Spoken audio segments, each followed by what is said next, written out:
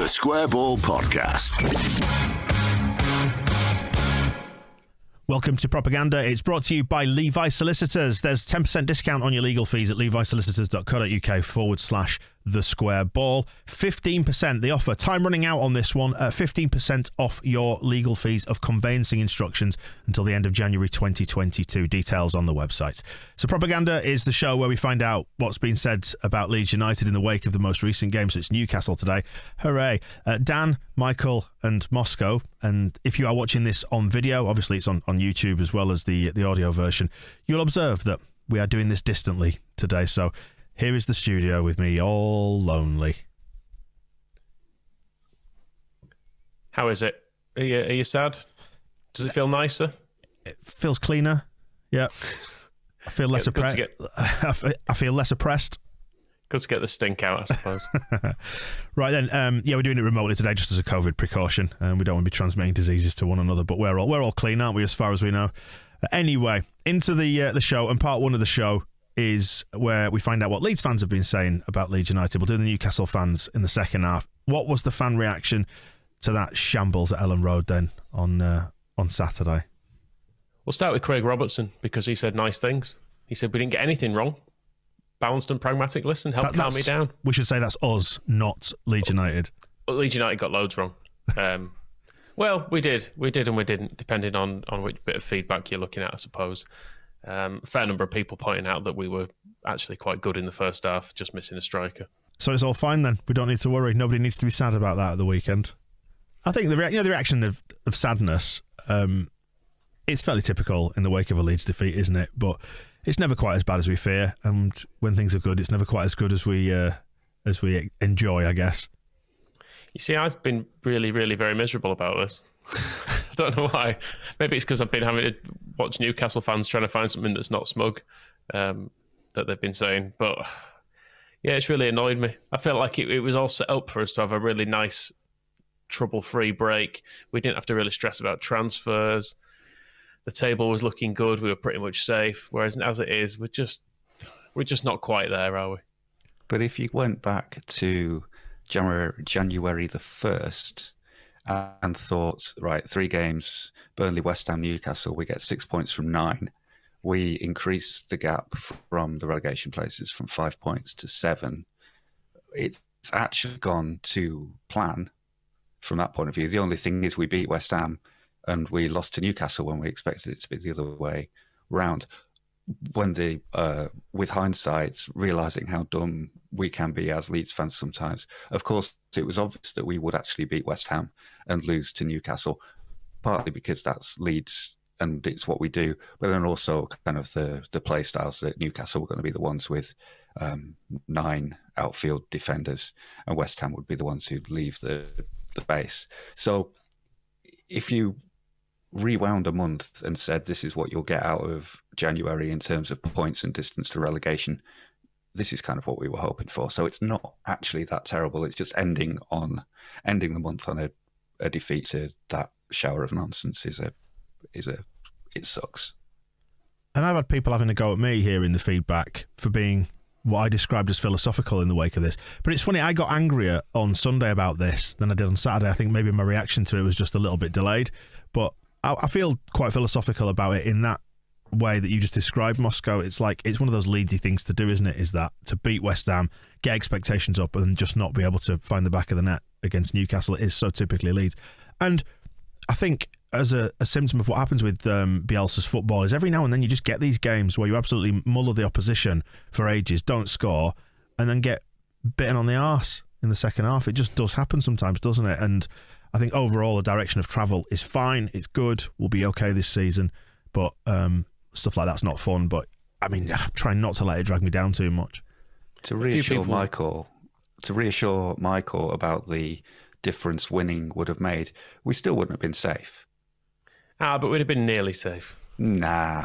3 points and then we lose the next game and Newcastle go on a run. We're still... it goes to the end of the season like this. So almost being safe could have lulled us into a false sense of security. I'm not sure I could have been able to handle you going into February being all like, yeah, Leeds are staying up, season's over, everything's fine. That would have possibly been even worse than feeling like we're still at risk. Whereas that would be your stance, even if we were 6 points adrift with the game to go, you'd be like, we're going to be fine. We're going to stay up. There's nothing to be concerned about here. Well, I've always said we've still got quite a lot of games to lose this season. So that's something to look forward to. And I think, I think there would have been some danger inherent in assuming that beating Newcastle would have made the rest of the season a breeze. Still just going to be the same. If going back to the this happens sometimes, a few people, Boney M, Philip, West Ham Ralph, all kind of likening this to the Championship days where these games would occasionally happen, that we'd play well and we'd sort of lose our way and just not be able to score. It reminded me really of every game we played against Gary Monk teams in the Championship. They came to time waste from the first minute, and once we got past an initial spell of running out of ideas, it just felt like the game got away from us. It's a bit of a Bielsa thing as well. I put it in my match report about, he always calls the 2002 World Cup with Argentina that he owns the greatest failure in the history of the Argentina national team. And that was because they needed to beat Sweden in the third group game to qualify for the knockout stages. And they went a goal behind on the hour. And it was exactly the same thing. They had, well, it's not exactly the same thing because they had Ariel Ortega and Gabriel Batistuta, whereas we had Tyler Roberts and Dan James. But they couldn't score. And throwing absolutely everything at it, they've got an equaliser in the 88th minute, but it didn't get them through. And it's one of the hitches with Bielsa's football is that if you go ultra defensive and even the best players then have a problem unlocking that kind of tight defensive play, which is why teams do it. And it doesn't mean that Bielsa's found out, and it's not something that we can never overcome because we won a lot of those games in the Championship, but it does mean it increases the chances that we'll get mugged. It's just dead annoying, isn't it? Around the philosophical question of are we safe, Yorkie Dave says, do we all feel like we could still go down after that? So flat after convincing myself that Newcastle are just as bad as Watford. I think they are. I think they are a bad side, but we just leads it in, didn't we? We just couldn't finish.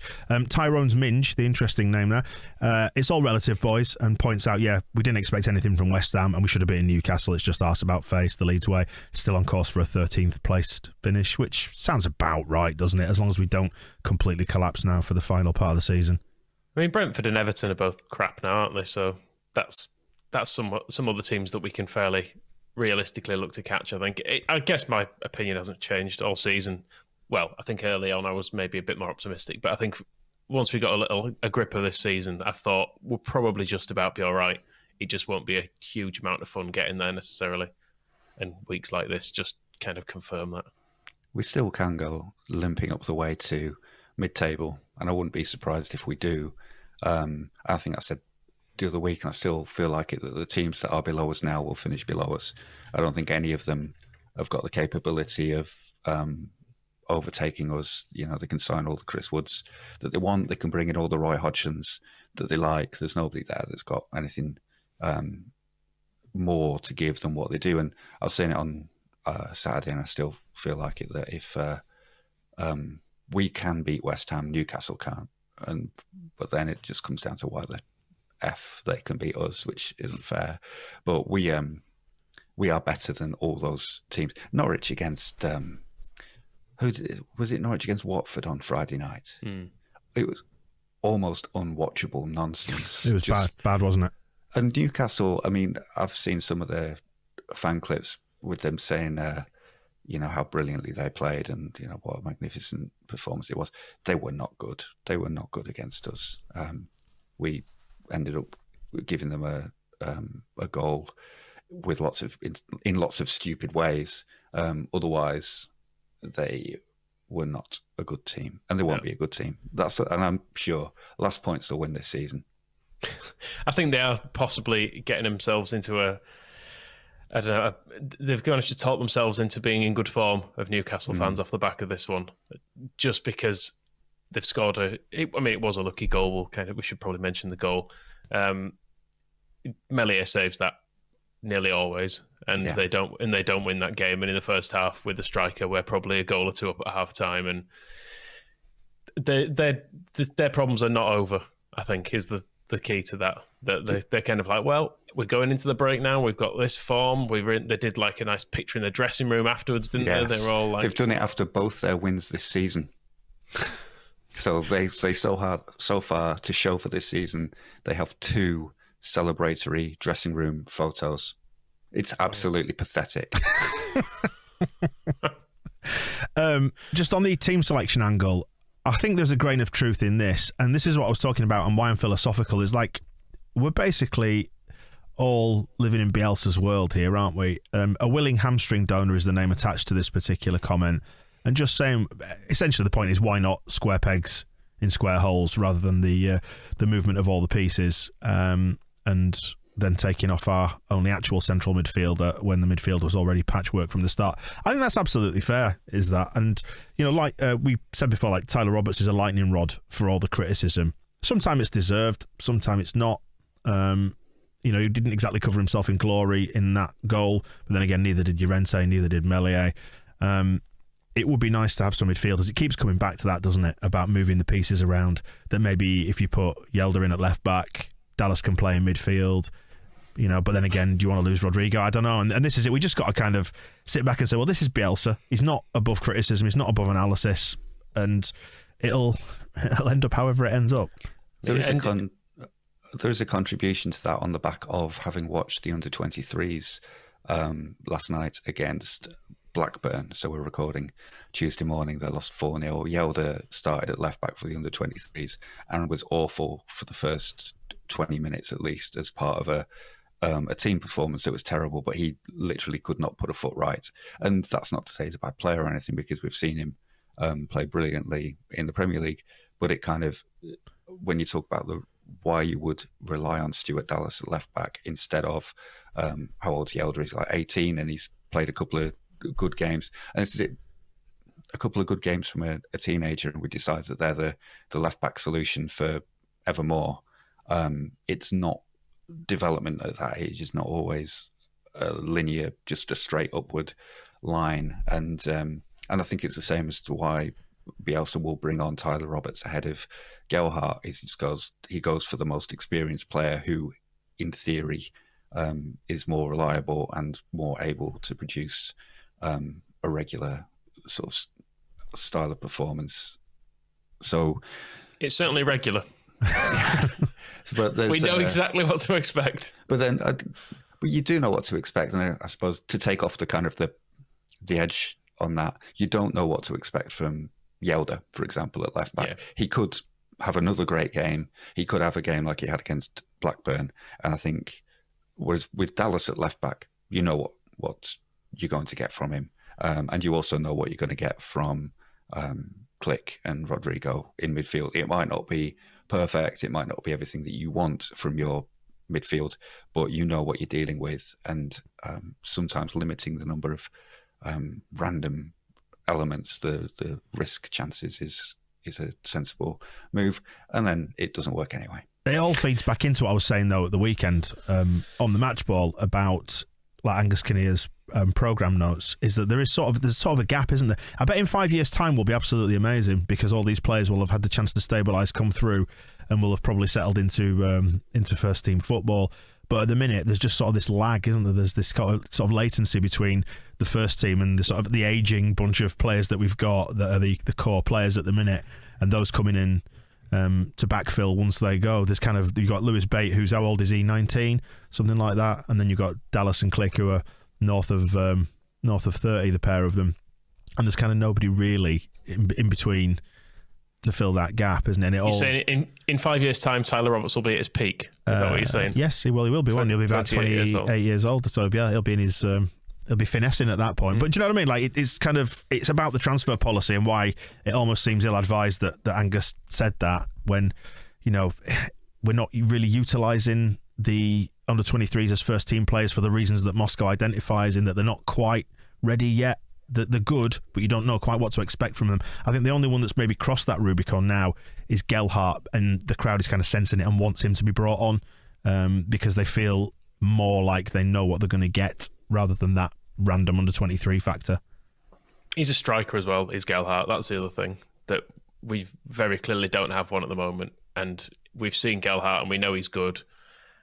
And it's hard to get your head around why he doesn't get some more game time at the weekend. I can see why he didn't start, because Dan James was good against West Ham. I mean, he was good in this apart from his finishing. And Gelhardt was returning from an injury. But it was when he made that change, it did seem to, in much the same way as Gelhardt coming on in previous games has really lifted the crowd, him not coming on in this game, it just meant you could just sense it around the ground. No one like booed or shouted anything as far as I could gather, but people just went, "Oh, it's Tyler Roberts coming on, is it? Not Gelhardt, right? Okay, let's see." And then eventually, when Gelhardt came on, he did a couple of decent things, didn't he, Gelhardt? But it felt like we completely, to use a Bielsa term, unbalanced the side by that point. It would have been interesting. I definitely would have brought on Gelhardt before Roberts, and it's what I was expecting. He'd actually been called back to the bench about 10 minutes before Roberts came on, on the hour mark. I thought, oh, great, Gelhardt's coming on. And then it changed. But I think on Dan's actual point about the under-23s and the transfers and the backfilling and the ageing squad, we've not even finished the second season out of the Championship yet. So I think these things do take time. And the thing about where is Tyler Roberts going to be in 5 years, he'll be playing for somebody else, because we will have had the time and the resources to get a better player. Whereas what I was always saying in summer when he got his new contract was that's probably a better option than trying to spend a lot of money on a better player right now. And it's funny, this is from my match report as well, but I've been thinking for a while about transfers and things and general direction of travel, that when you look at clubs like Aston Villa, who are, great, they're signing Coutinho and whatever, and Digne from Everton, none of that was their plan. Their plan in summer was they had that brilliant strategy, and their chief exec came on, did that video where he sits in his crisp white shirt and he explains how they're spending the Grealish money, and they've identified these 3 players with careful data analysis, and they will fill everything that Grealish used to do, and we'll use that money. 2 months later, it's all gone to shit. Dean Smith's been sacked. They have to bring Steven Gerrard in. He can't do any better with the team that they've got. So now they get to January and they have to spend all this more money to try and rescue something from their season. Leeds, coming out of the Championship, said, right, we're going to have 2 seasons and we want to finish 17th in both. And that was the budget, that was the strategy, that was the plan. And at the moment, they're 4 months away from doing it. Whereas every other team around, if you think of how many, Watford are now onto their 3rd manager of the season. Spurs shut the bed after 2 months. Scum sacked Solskjaer. Norwich, who else? Villa are the... Well, I was going to say... I was going to mind. Everton just sacked Benitez, who was their big summer plan. Benitez, the trouble they went to get Benitez in, that's our strategy, that's our plan, that's the way. And then they get to January, they sell a player that he doesn't like and doesn't like him, and then sack him anyway. And it's all just... It's weird that Leeds are like the one club who've kind of gone, this is what we're setting out to do. We think this squad we've got will do it, and Bielsa will take them there. And they're quite close. And we probably think they're going to make it. So what's the... And the panic is that all these other clubs are making big moves and you get jealous and you start to worry that they're going to do something that we're not. Well, the panic is about going down, isn't it? That's the root of it. Is just the existential dread that we think we might go back down again because there's so much at stake, and you take apart this side and the good things in it. It feels like so fragile. It's like a butterfly's wings at the minute. Because if we do go down, then we have to sell off just about, everyone, don't we? I was just going to say, just on your manager changing point, every side beneath us, with the exception of Burnley, have changed their manager this season. Everton, Norwich, Newcastle, Watford, more than once. And in terms of above us, not that many apart from Villa, who it's paid off for them in the sense that they're top half, and Spurs and those lot as well. Interesting, isn't it? The point about aiming to finish 17th, I think weirdly, had we finished 17th last year, we'd probably be all right with this. It was just that we did so well last year and it was so much fun.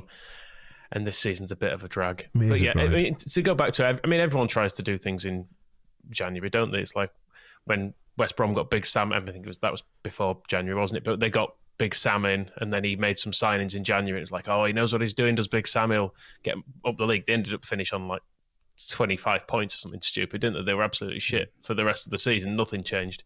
And that's the thing, making changes at this stage, it can help, but mainly you will continue to be as bad as you always were. And it's a weird situation. I find it interesting where Leeds have got to, because it is, if you're walking into the offices at Elland Road every day and you've got your big strategy whiteboard on and the plan is 17th, and you keep increasing that gap as you've done over the last month from 5 to 7 points over where you're trying to finish, you're looking at it thinking, this is all going fine. We don't actually need to do anything. And, you know, the risk sometimes is like that. You pull an Allardyce, you change things, and they either don't get better or they get worse. But also the risk of not doing something is present because it's so close, because we're not, you know, getting up to 9th like we were last season. But it is, it's funny because actually getting so close to succeeding in what they've set out to do isn't reducing any of the pressure in the way that you think it might. And it's funny just to be in that position and wondering what they do now, because they've obviously, one of the things with Kinnear's notes is he's talking about like signing players now restricts what they want to do in summer. And that's always been the thing, is that 2 seasons, finishing 17th, and then Radrizzani is saying, well, then we start going for Europe.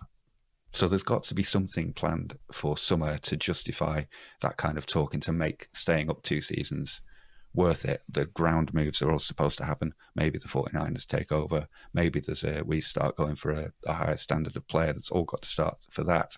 And yeah, what do you do now to make sure you get there, but then also doesn't hinder you once you are there? I mean, I'm glad I'm not running Leeds. It seems like a dreadful business, doesn't it? Yeah. You're coming for so much flack, you really do. And on that point, let's talk about a higher level of player in the form of Rodrigo, who's our record signing. I couldn't pick apart his performance at the weekend. It baffled me. It was very, very enigmatic. At moments, brilliant, as I said on the match ball. Other times he seems dead leggy and lethargic and behind the game. Why is he not up front? What's happened there that means he's not playing in the position that he was signed for? It's just, is this another Bielsa-ism? It does seem frustrating, because I don't think he's a midfielder. I think we've seen enough of him there now that I don't generally like him in there, I have to say. I get the feeling Moscow will disagree, but it feels like whenever he starts in midfield, we generally end up feeling like we need to take him off at some point. I'm not sure if the stats bear that out, but certainly in the early part of the season where he was starting there and Bamford was up front, and it felt like that was our strongest 11 that we were going with for about 2 weeks, we kept taking him off because it wasn't really working. And admittedly, there were some difficult games in there, but I don't know what he is the problem. I don't really know where he fits in. And while I don't think he's a bad player and don't really dislike him, I just don't know what the point of him is a lot of the time. Did you not like his beautiful passing from deep, sending it through to the toe of James almost, that Rafinha had to flick back for him, and the ones he was playing across the pitch to Rafinha himself? He does do that stuff, but then it feels like we're just really porous through the middle, because Newcastle's midfield is shit as well. Let's face it, it's an aging Shelvey, and it was Longstaff who played a lot of that game. I was going to say they weakened their midfield when Joe Linton went off. It's a bad midfield, and for us not to be able to control that, I think is a bit concerning. Their midfield didn't do anything for the first hour, though. No, true. And it was a feature of the first half, and one of the things I was thinking about was how miserable it must have been to be playing for Newcastle against us in the first half, because every time they tried to get over halfway, we just took the ball off them and attacked again. Yeah. And I think Rodrigo did look tired in the second half. When I was talking about expecting Gelhardt to come on, I thought it was going to be for Rodrigo, because he looked like he'd started blowing, and with it being his only his second game back after his minutes were being managed the other week, I thought, right, that's the change, get Gelhardt on for Rodrigo and move things about. But I have seen as many people after the game on Saturday saying he played well as saying he played badly. It's interesting. I think there's maybe an element of bringing a preconceived idea about him from both sides. That I don't think he's been as bad as people think. So I think he played quite well. A lot of people think he's garbage and not been worth the money, and they seem to be the ones who don't think he played well. I don't think anybody's opinion really changed about Rodrigo in that game. Everybody saw what they usually see. The money is an issue there, I think, because from a record signing, you do expect big things, and I know it's not an amount of money that is out of kilter with a good Premier League player these days. There are many Premier League teams that have £30 million players on their bench permanently, and maybe our expectation of a £30 million player is still based slightly upon it being like the mid 2000s and us just having dropped out of the Premier League. But I think if we paid like £6 million for him and he was playing like this, people would be fine with it. It's just there's just an anxiety around, have we chucked all our money away on this guy? I've got a few things on that. One is I was reading, do you know Newcastle want Lingard on loan? Oh, they're paying like 12 million quid to him on loan, for a loan fee. Yeah, so I don't know where you think we're going to get a Spanish international for £6 million for a 4-year contract. I'm not suggesting we can buy a Spanish international, but I mean, like, if he'd have been a player that we'd picked up relatively cheaply, if he was like another Click or someone who was playing like this, you'd be like, well, he's doing all right. I mean, we didn't pay much for Roberts, and people hate him, so I don't know if that would have worked out. But the other thing is, I spent some time looking at Aston Villa for whatever reason, trying to fathom what they're about. Buendia, 45 million, not done anything this season. They've had to buy Coutinho to now either replace him or it looks like play with him to try and get something out of him.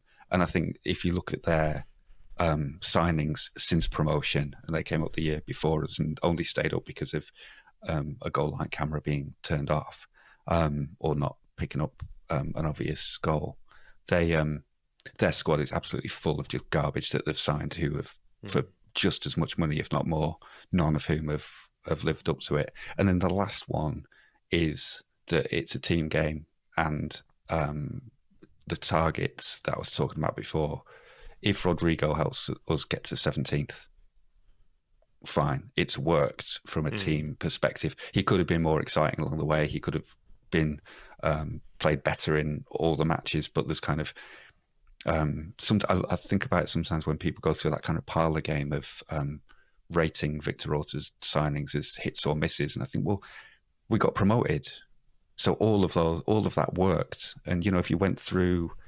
I remember, and Dan remembers 1990 and Howard Wilkinson's magnificent 7 for promotion from Division 2, who were all lined up as these are the guys who were going to get promoted, and there was Mel Sterland and Vinnie Jones at one end, but then you had Chris O'Donnell, was he there? Chris O'Donnell, Mickey Thomas, who was 36 if he was a day and played like 3 games and disappeared.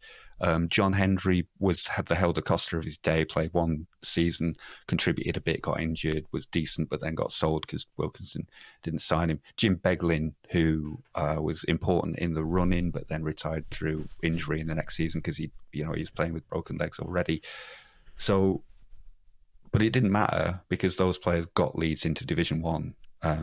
So the fact that a few of them were failures was not a problem, and Helder Costa falls into that category for promotion. That he wasn't brilliant, he wasn't exciting, but he got a couple of goals, he got a couple of assists, and he was in the team, and we went up. And from that point of view, Rodrigo seems to have a very good rep among the players. They all seem to think he's a fantastic professional. So maybe there's those points of view as well, that somebody that they work with every day has got value in the Pablo Hernandez sense, that we would have liked to keep Berardi around for his off the field stuff. If he's providing some of that at Thorpe Arch, then good. But he doesn't thrill, and I don't think we've ever seen the best of him. But at the end of the day, 30 million isn't bad if it gets you to the next stage. I also think that one of Rodrigo's biggest problems is Rafinha being so cheap and so good. Yeah, he's framed against that, isn't he? But there you go. Yeah, it's every player you buy, he gets compared against others, and he has the added difficulty as well, as we have Stuart Dallas in the team, who we paid like virtually nothing for, and Pascal Strauch, who we paid virtually nothing for. And some of these players look absolutely brilliant, but you can't just go and pick someone up from Ajax's youth team and put him straight into the first team squad for 200 grand. He's from years of development has become as good as this as Strauch. So Yeah, it's the. I think it definitely is. It seems to. I don't know if it weighs on him personally, but it weighs on our expectations of him. Does the price tag? I think the direct comparison for him is Pat Bamford at $7 million, who he was ostensibly to replace or be in competition with, but because he just turned himself into a 17-goal England international Premier League striker, we've never, until this season when Rodrigo was also injured most of the time as well, needed to play him as a number 9. So it's been about putting him in as a attacking midfielder and seeing how that works. And at the same time, the one thing that has always been missing from the strategy of what they've been trying to do is that attacking creative central midfielder, whether it was Mikkel Cuisance, whether it's Conor Gallagher, Lewis O'Brien, or now Brendan Aronson. They've been trying to sign that player for the entire time since we've got promoted. So that's obviously the one part of what they were setting out to do that they haven't been able to do. And that might have changed things for Rodrigo. He may have sat on the bench and just watched Pat Bamford score all the goals if we'd got that player. I don't know. Well, there you go then. End of part 1 of Propaganda. Stay with us here on YouTube and watch part 2, where we find out what the Newcastle fans made of it and what's going on in the wider world of propaganda. The Square Ball Podcast.